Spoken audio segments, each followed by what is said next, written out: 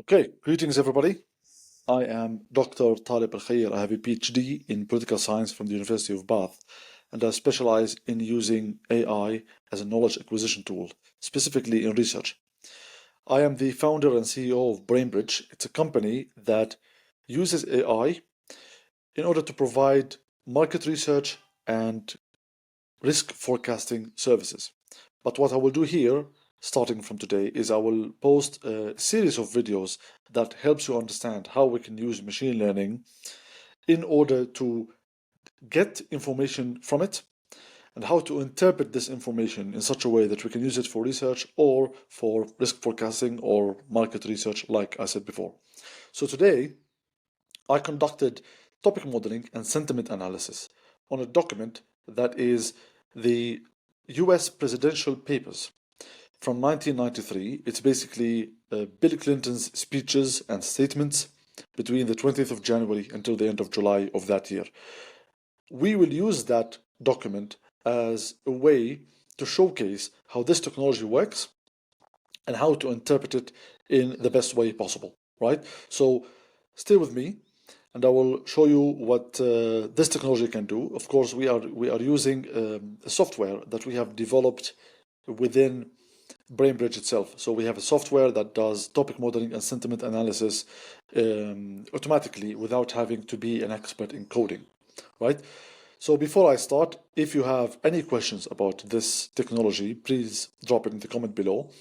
And even more than that, if you have any document that you think that you would like to see this technology applied to, let me know also in the comments below. We get in touch. You can send the document to me. I will do the analysis on it, and then I will show it here on YouTube.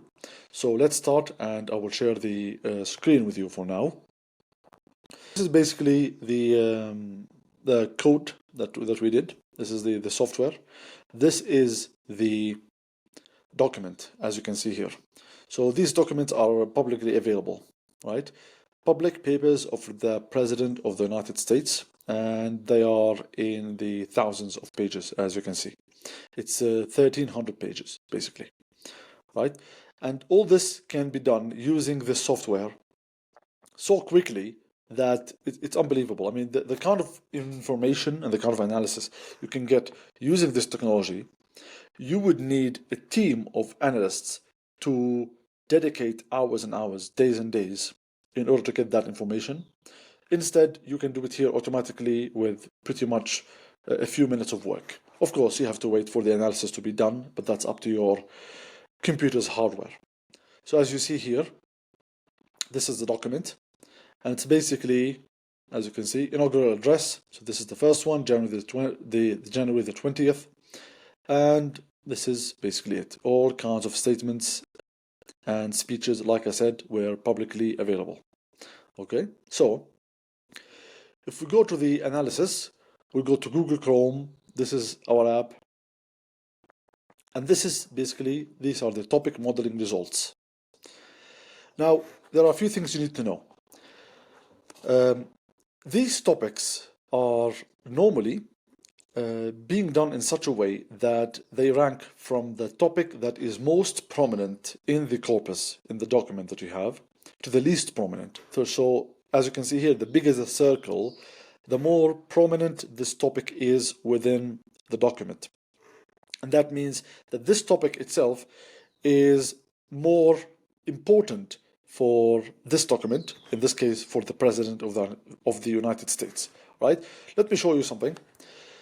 So here there's something called hierarchical clustering, which is basically how these topics relate to each other. We will discuss this in a separate video, right? And these are the topics. Now notice something, that normally the first few topics, as we said, that are the most prominent, the most common in the document, can be the least, let's say, useful, because normally they are the topics that are kind of redundant. So as you see here, like president, okay, so the topic of president, of course, these are the presidential papers. So the topic of president will be the most prominent. So we can't really get much of that in terms of information. You see, need know people, administration, William Clinton. So you can see now how these are obviously the most important ones. But as we start going down, then we start finding some really interesting stuff. So you can see here, the most important topic that is relevant, that is informative, is healthcare, right? And that is something to consider. So topic 4, which we can say here is actually the most important, useful topic, is healthcare.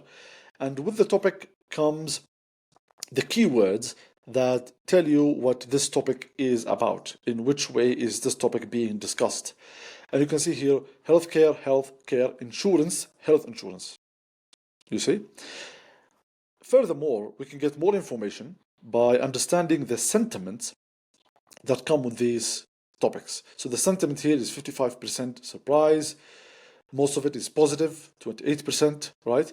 And the way you can interpret these sentiments can be done by understanding the qualitative part of the data, so maybe read through it, and also by understanding the historical context. The second topic, in terms of importance, see, civil rights. The third one is Russia. We're talking 1993. The Soviet Union had recently collapsed, and we can see here the topic of Russia is really prominent, and the words are Russia, Yeltsin, the Russian president at the time, aid reforms. So that tells you how the American president at that time viewed Russia. In what way? What are the words associated with it? And also, when you look at the sentiments, you find that more than 50% of this document discussed Russia with a sentiment of trust. You see? So this tells us so much just by looking at this topic about how the American president at the time viewed Russia and the US-Russian relationships. So you can look at this topic and figure out how important this technology is in showing us all kinds of information that we can get from a huge document without having to read it page by page in a way that is to a high degree objective. Okay? So, disaster, Iowa. I'm guessing there was a disaster in Iowa. Topic 8 is Bosnia. So, Bosnia, embargo, arms, situation, aggression. At the time, there was a war in Bosnia. There was some kind of a civil war, and there were many massacres against the local communities there. And the United States was very active in that war. It intervened directly. And what can tell you about how the American president viewed the situation in Bosnia? You can look at the keywords, as you can see, arms and aggression and embargo, but also look at the sentiment. More than 90% of the document viewed Bosnia with the sentiment of fear. That says so much. And when you look at that, you can understand why the United States decided to intervene militarily in the conflict and end it with the help of the NATO and the United Nations. The topic after that, unsurprisingly, is the peace process in the Middle East. So as you can see here, topic 9 is peace, Israel, Middle East, settlement, right? And at the time, there was an active peace process that was being patroned by President Clinton, and ended up with a peace agreement between the Palestinian Authority and the Israeli government. When we look at the sentiment, we find that it's 86% trust.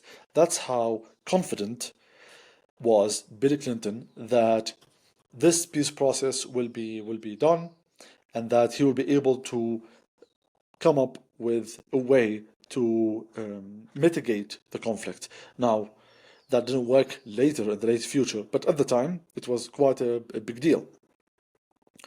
So as you can see, these topics are so useful, and here we have more than 1,000 topics. We have only just scratched the surface. Look at that. I mean, the topic right after the Israeli-Palestinian conflict is the topic of taxes. You see? So many of these topics can give us so much information about this document. Now, look at these results and take a look at it and figure out how these results can be used in such a beneficial way. we can use this example as a way to understand how topic modeling and sentiment analysis can be used in research. Okay, and on top of that, you can add a layer in the sense that if you had this data at the time, you could use that data to kind of anticipate and forecast what the American administration is planning to do in the future. So let's say you wanted to study or somewhat predict what the American government is planning to do regarding Serbia, right? As we've seen here, regarding Bosnia, sorry. Of course, this technology did not exist at the time, but as an example, let's say you wanted to know what is the American president willing to do or planning to do, and you look at these results, then you can tell by looking at the results of Serbia, as we can see here. Let's go back to it. The results of Bosnia, sorry. So as you can tell, just by looking at these results, okay, you can see that the American president is very fearful, judging by the sentiment analysis. You can see what are the most common words that he uses in regards to this topic, which is embargo, arms, aggression. So you can tell just by looking at this topic that the American president was not willing to let the situation in Bosnia go, and that he was willing to intervene and was willing to put an end to it just by looking at these words and these sentiments. So this is basically a quick look at how these technologies can be used to do research. Okay, so this is just look at the Bosnia example or the Russia example that we discussed before, and when you look at these topics, we have, like we said, more than 1,000 of them. Look, there's here one about farmers, right? This is so not all of them should make sense, but many of them are extremely useful, as you can see here. There's one about the Navy law enforcement, is about technology, right? So this technology, as you can see, is supremely important and has so many ways to be used as an example of how to use topic modeling and sentiment analysis in research in general. Now, if you want this document, I took a screenshot and saved it as a PDF with the results of this topic modeling analysis. So if you would like this document, feel free to contact me, leave something in the comments. And like I said before, if you have any document that you think you would love to see this technology applied to, also let me know in the comments below, and we can get in touch. So for now, this is just, you can say that it's an introductory lecture, introductory video on how to use this technology, topic modeling and sentiment analysis, to extract information, how to use it for research. And later on, I will make more detailed videos of how to use it in market research or in risk forecasting. What kind of risk? It could be geopolitical risk, it could be sanctions risk, it could be regulatory risks. So all that can be shown with the presence and the existence of the proper data, the data that we need to apply this topic modeling technology on. So this is it basically. Let me know what you think in the comments below, and I will see you next time. Goodbye.